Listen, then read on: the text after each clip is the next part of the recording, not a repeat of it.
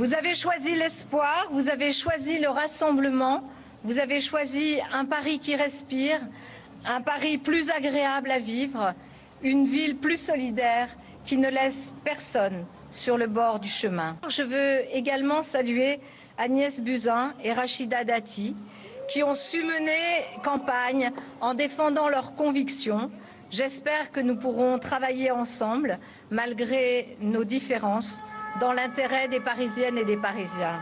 C'est un travail de longue haleine et qui, ce soir, se termine sur une vraie grande victoire. Nous allons aussi pouvoir démontrer que nous sommes capables de gérer des grandes collectivités, ce qui évidemment aura son importance compte tenu des échéances départementales et régionales. Le système a toujours souhaité nous empêcher de démontrer nos capacités dans des grandes collectivités. Il ne pourra plus aujourd'hui le faire. C'est aussi la fin du front anti-républicain en réalité, c'est-à-dire celui qui consistait à tenter de faire battre le Rassemblement national uniquement parce que c'était le Rassemblement national. La participation définitive ne sera connue que plus tard, mais nous savons qu'elle sera faible. C'est évidemment un regret, à la fois comme ministre de l'Intérieur et comme citoyen. Au Havre, les résultats sont nets et je voudrais remercier très sincèrement les Havraises et les Havrais qui ont continué à nous faire confiance. Se trouver dans une situation où vos concitoyens vous chargent de ce mandat démocratique, c'est à la fois un acte de confiance et une responsabilité exceptionnelle qu'il faut prendre très au sérieux et que, évidemment, nous allons tous prendre très au sérieux. C'est l'abstention, le refus d'aller voter, le plus important dans une élection municipale depuis 1958. Clairement, la masse du peuple français est en grève civique.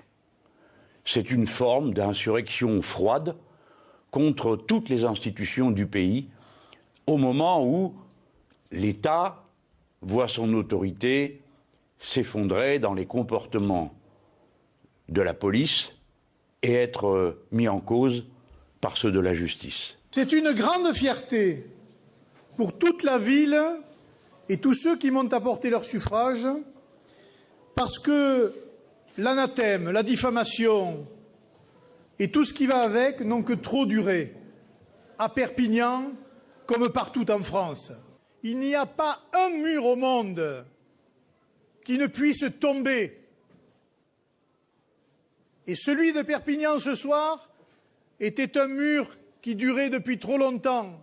Comme je l'ai qualifié dès le soir du premier tour, une immense abstention, une crainte du virus, un retrait de la politique, comme on le voit maintenant depuis des années, qui malheureusement, effectivement, est resté aussi dans ce deuxième tour comme partout en France. Voilà, donc d'abord je l'ai dit parce que pour moi c'est une immense tristesse que les citoyens ne soient pas allés voter. C'est une très grande victoire parce que le contexte national est impressionnant. Le front de tous ceux qui veulent porter la contradiction, affaiblir la politique du pays est très puissant.